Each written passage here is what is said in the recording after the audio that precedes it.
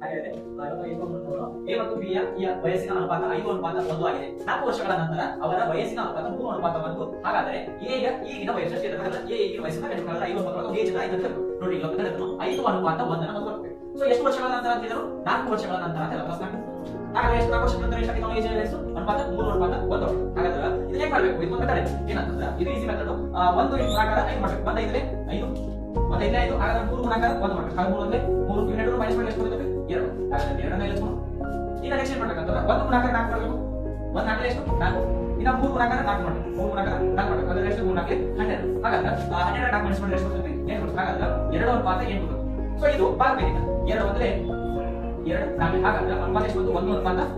1:4 ಹಾಗಾದ್ರೆ 1 ಅಂದ್ರೆ 4 ಪಟ್ಟು ಅಂತ ಅರ್ಥ. ಹಾಗಾದ್ರೆ ಇದು ಡೈರೆಕ್ಟ್ ಆಗಿ ಮುಂದೆ ಗುಣಾಕಾರ ಮಾಡಬಹುದು. 4 5 ಎಷ್ಟು? 20. ಹಾಗಾದ್ರೆ 4 ಅಂದ್ರೆ ಎಷ್ಟು? 4. ಹಾಗಾದ್ರೆ ಅವರ ಪ್ರಸ್ತುತ ಎ ಇದೆ, ಇವನು ಎ, ಇವನು ಬಿ. ಹಾಗಾದ್ರೆ ಪ್ರಸ್ತುತ ಎ ವಯಸ್ಸು ಎಷ್ಟು?